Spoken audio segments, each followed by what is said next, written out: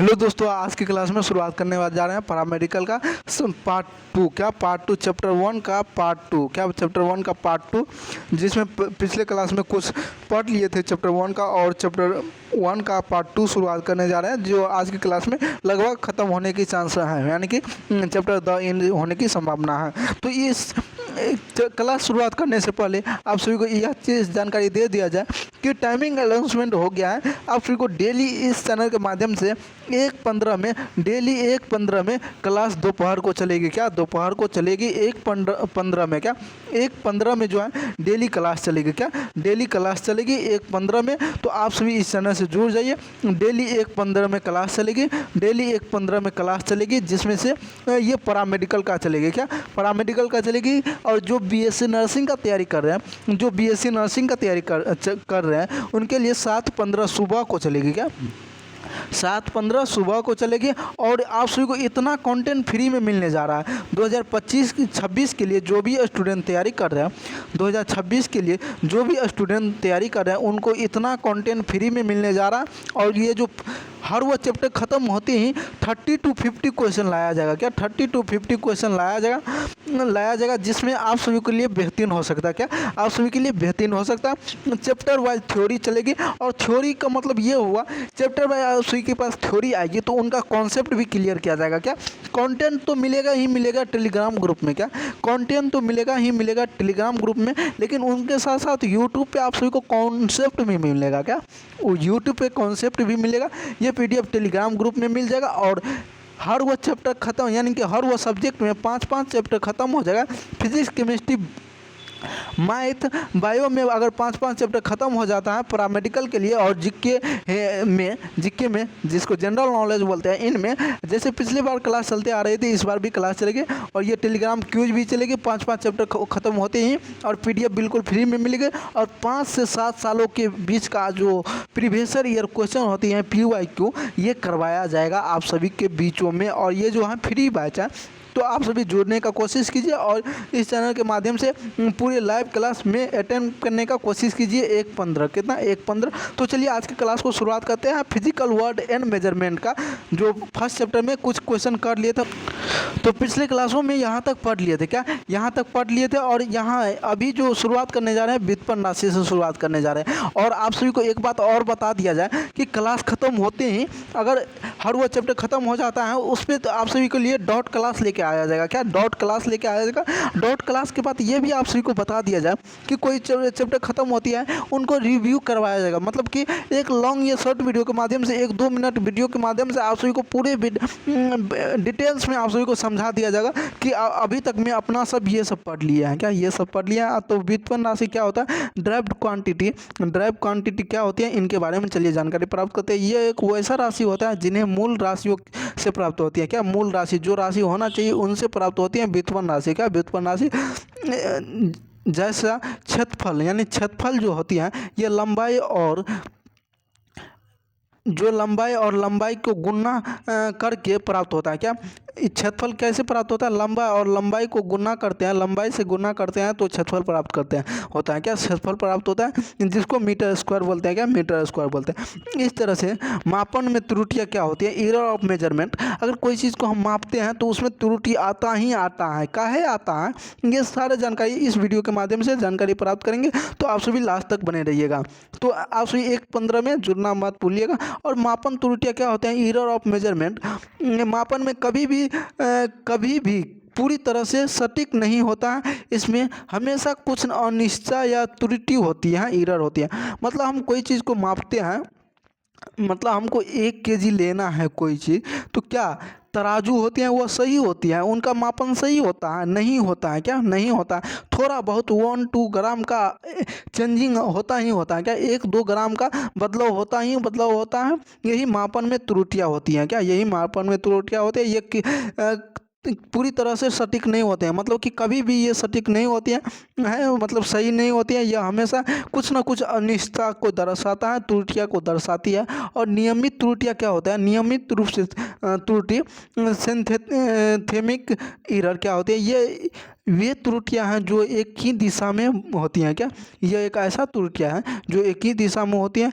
ये उपकरण की खामी मापन की तकनीकी या बाहरी प्रभावों के कारण होता है। देखते होंगे कभी भी तराजू में कोई बाहरी प्रभाव मतलब कोई भी चीज़ अटैच हो जाता है। अभी आ गया है डिजिटल ये जो होता है तराजू, उसमें अगर कोई चीज़ का बाहरी चीज़ अटैच हो जाता है मतलब सट जाता है तो कुछ ना कुछ इरा हो जाता है। मतलब कि जो 1 केजी होना चाहिए वो 1 केजी 100 ग्राम हो सकता है, 2 केजी हो सकता है, 3 केजी, इतना भी बढ़ सकता है। और कुछ अंदर का भी तकनीकी प्रॉब्लम के कारण भी हो सकता है, बाहरी प्रॉब्लम के कारण भी हो सकता है। क्या तकनीकी कारण मतलब कि उसमें कुछ वायर के कारण भी गलती हो सकता है, मतलब कि कुछ चीज़ सही ना हो पाए अंदर का पार्ट से, तो उनसे भी गलती हो सकती है। ये एक नियमित त्रुटियाँ हुई। और यादृच्छिक त्रुटियाँ क्या होती हैं? Random error. रैंडम एरर जो होती है ना, ये एक अनियमित होती हैं। क्या ये अनियमित होती हैं? ये कभी भी हो सकती है, मतलब मापन के दौरान अचानक से हो सकती है। अनियमित त्रुटि जो होती है यादृच्छिक त्रुटियाँ, ये एक अनियमित होती हैं। ये मापने के दौरान भी अचानक से हो सकती है या कभी भी हो सकती है। इनका स्रोत अज्ञात होता है, मतलब ज्ञात नहीं किया जा सकता है। इसका स्रोत जो है ज्ञात नहीं किया जा सकता। ये अचानक तापमान में बदलाव हो सकता है। ये क्या होता है? अचानक जो तौलते हैं या जो टेम्परेचर होती है मौसम का, एक देख लीजिए अगर जो टेम्परेचर रहता है वो कभी भी एक एक्यूरेट में नहीं रहता। कभी बारिश हो जाती है, कभी कुछ हो जाता है, तो टेम्परेचर चेंज होती है। उसी तरह से रैंडम एरर जो होती है ये एक अचानक से बदलाव हो जाते हैं। किसी भी तराजू पे अचानक से बदलाव हो जाए। अगर बारिश ही होती है यानी कि हवा ही उठती है तो उनमें थोड़ा भी अगर झोंका लगता है ना, तो यानी कि थोड़ा भी उसमें प्रभाव पड़ता है तो इसमें चेंजिंग हो जाता है।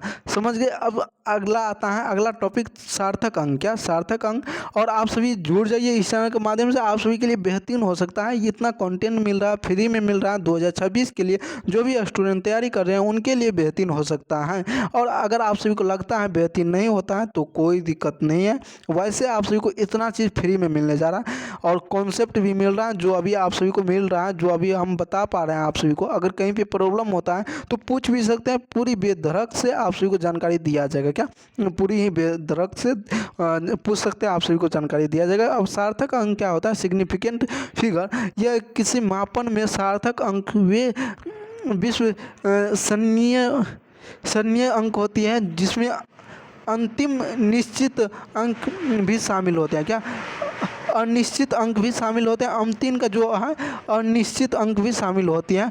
तो चलिए देखते हैं सार्थक अंक कैसे पहचानेंगे। सार्थक अंक से क्या क्वेश्चन आएगा? क्वेश्चन आप सभी को आएगा और ये प्रीवियस ईयर में भी दिखाया जाएगा। और प्रीवियस ईयर आप सभी को कब आएगा? जब आप सभी की थ्योरी क्लास खत्म हो जाएगी तब। क्या है कि प्रीवियस ईयर क्वेश्चन में जो है आपका तीनों सब्जेक्ट से, पांचों सब्जेक्ट से क्वेश्चन रहेगा। मतलब फिजिक्स, केमिस्ट्री, बायो, मैथ एवं जीके, जीएस, इस सारे में से रहेगा। हिंदी इंग्लिश सारे में से रहेगा। तो सारी चीज़ आप सभी को इस चैनल के माध्यम से पढ़ाया जाएगा। तो अगला सार्थक अंक कैसे पहचानेंगे? इसका 3 नियम होती हैं। तो तीनों नियम में देखते हैं। गैर शून्य अंक का सार्थक होती है। क्या सभी गैर शून्य अंक, मतलब कि एक भी शून्य नहीं रहेगा, वो सार्थक अंक होगा। क्या सार्थक अंक होगा? जैसे 253 में, 255 में, 163 में, 157 में, 299 में, 168 में, 199 में, ये क्या है? सार्थक अंक है। कितने अंक वाले? 3 अंक वाले। या 1999, 3999, 3999, ये भी देखिए 3966, ये इसमें एक भी जीरो नहीं है। ये 4 अंक का सार्थक अंक हो गया।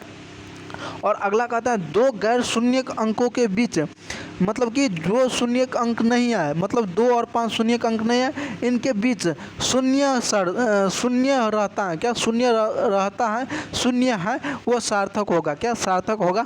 अगर इस टाइप का क्वेश्चन आएगा, कहेगा 2 गैर शून्य अंकों के बीच शून्य अंक है तो वो क्या हुआ? तो सार्थक अंक हुआ।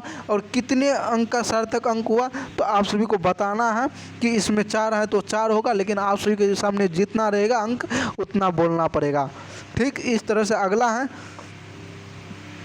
दशमलव के बिना अंतिम शून्य सार्थक नहीं होता है। क्या दशमलव के बिना अंतिम का जो जीरो है, शून्य है, ये जो है सार्थक नहीं होगा। क्या ये जो है सार्थक नहीं होगा। तो मतलब सिर्फ 2 नंबर है, 2 गैर शून्य का है, तो सिर्फ दो सार्थक अंक हो जाएगा। कितना? सिर्फ 2 सार्थक अंक हो जाएगा।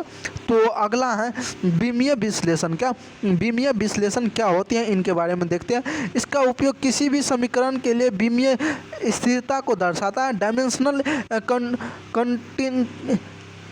कंसिस्टेंसी को दर्शाता है। क्या? डायमेंशनल कंसिस्टेंसी को दर्शाता है कि जांच करने के लिए किया जाता है। क्या? विमीय व्यवस्था को जांच करने के लिए, समीकरण को जांच करने के लिए क्या जा सकता है? कभी भी भौतिक समीकरण में बाईं से दाईं ओर जाते हैं, भौतिक समीकरण में अगर बाईं से दाईं ओर जाते हैं तो राशियाँ की विमा जो होती है डायमेंशनल, ये समान होती है। क्या? समान होती है। बाएं से दाएं की ओर जाते हैं तो राशियाँ क्या होती है? समान होती है। किस में? भौतिक समीकरण में। क्या? भौतिक समीकरण में। तो आज की क्लास यहीं तक था और ये क्लास ख़त्म होगी, मतलब फिजिक्स का 1 यूनिट ख़त्म होगी। अब सेकेंड यूनिट आने से पहले आप सभी को 30 प्लस ऑब्जेक्टिव करवाया जाएगा। क्या? 30 प्लस ऑब्जेक्टिव क्वेश्चन करवाया जाएगा। ऑब्जेक्टिव क्वेश्चन करवाया जाएगा। और इसमें देखा जाए तो आप सभी का 1:15 से डेली क्लास चलती है। क्या? 1:15 से डेली क्लास चलती है और वो दोपहर को चलती है। क्या? PM में चलती है। तो आप सभी क्लास अटेम्प्ट करने का कोशिश कीजिए। क्या? क्लास अटेम्प्ट करने का कोशिश कीजिए। ये टाइम आप सभी के लिए निर्धारित है। अगर आप सभी को लगता होगा कि इस टाइम में मेरे पास टाइम नहीं है तो आप सभी कमेंट करके टाइम भी बता सकते हैं। तो सोचने पर अगर उस समय हम खाली रह पाएंगे, मेरे पास टाइम रहेगा, तो उस समय क्लास ले लिया जाएगा। लेकिन आप सभी कमेंट करके बताइएगा तो पर ही हो सकता है, नहीं तो अन्यथा 1:15 से क्लास चलेगी और BSc नर्सिंग का 7:15 से क्लास चलेगी। और जो स्टूडेंट पैरामेडिकल का तैयारी करते हैं, क्या वो स्टूडेंट BSc नर्सिंग का तैयारी कर सकते हैं? BSc नर्सिंग उनके लिए खास हो सकती है। अगर ये सारे डाउट हैं आप सभी को तो आप सभी कमेंट करके पूछ सकते हैं, आप सभी को बताया जाएगा। क्या है कि जितना आप सभी पैरामेडिकल में मेहनत करते हैं, इंटर पास आउट और स्टूडेंट पैरामेडिकल का फॉर्म अप्लाई करते हैं, उसी तरह से BSc नर्सिंग करने के लिए इंटर पास आउट और स्टूडेंट करते हैं फॉर्म अप्लाई। लेकिन दोनों का कॉस्ट कितना पड़ेगा, खर्च कितना पड़ेगा, क्लास करने में कितना खर्च होगी, अगर ये सारे डाउट हैं, क्या BSc नर्सिंग में ज़्यादा पैसा लगता है और इसमें कम पैसा लगता है पैरामेडिकल में, तो अगर इन सारे चीज़ों पे डाउट हैं आप सभी तो पूछ सकते हैं, पूरी जानकारी दिया जाएगा। लेकिन अगर आप सभी जानते हैं कि BSc नर्सिंग और पैरामेडिकल जो है इंटर पास आउट और स्टूडेंट अप्लाई करते हैं, तो आप सभी कमेंट करके पूछ सकते हैं और आप सभी को यह बताया जाएगा कि पैरामेडिकल आप सभी कर रहे हैं तो क्या सही कर रहे हैं, क्या BSc नर्सिंग आपको करना चाहिए। क्या है कि आप सभी तो इंटर पास आउट हैं तो आप सभी ग्रेजुएशन हो जाएगा आपका।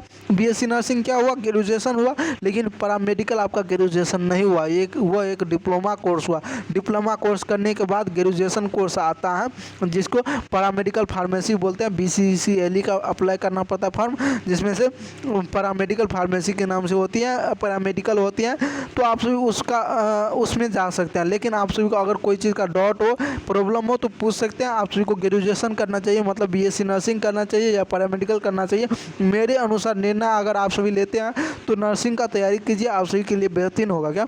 आप सभी के लिए बेहतरीन होगा। क्या है कि अगर आप सभी नर्सिंग का तैयारी करते हैं, वह एक 4 साल का कोर्स है तो, लेकिन आप सबको ग्रेजुएशन कंप्लीट भी हो जाएगा और आप सभी नर्स भी बन सकते हैं। और इसके लिए क्वालिफाई के लिए क्या चाहिए, तो इस चैनल के माध्यम से पूरी मदद मिल रहा है और बिल्कुल फ्री में मिल रहा है, मुफ्त में मिल रहा है। तो आप सभी लेने का कोशिश कीजिए। तो जय हिंद। इस लेक्चर में यहीं तक रखते हैं। अगर आप सभी को कोई परेशानी हो, कोई प्रॉब्लम हो तो पूछ सकते हैं, लेकिन आप सभी को एक ही निर्णय दिया जाएगा कि पैरामेडिकल और BSc नर्सिंग में कौन करना चाहिए आप लोगों को, तो BSc नर्सिंग करना चाहिए। और अगर आप सभी से BSc नर्सिंग नहीं निकलता है तो पैरामेडिकल कर लीजिएगा। और पैरामेडिकल के बाद 3 साल की आपकी कोर्स होगी फार्मेसी का, वो कर लीजिएगा। तो उनसे भी आप सभी जा सकते हैं। क्या? उनसे भी आप सभी का डिप्लोमा के बाद ग्रेजुएट हो जाइएगा। ग्रेजुएट के बाद आप सभी आगे भी कर सकते हैं, पोस्ट नर्सिंग का भी कर सकते हैं, पोस्ट फार्मेसी का भी कर सकते हैं। अलग अलग कोर्स होते हैं। आप सभी को अगर इस सारे चीज़ों पे जानकारी चाहिए, एनालिसिस चाहिए, तो आप सभी को दिया भी जाएगा। तो आप सभी कमेंट करके पूछिए तो आप सभी को बताया जाएगा। जय हिंद। इस लेक्चर में यहीं तक रखते हैं।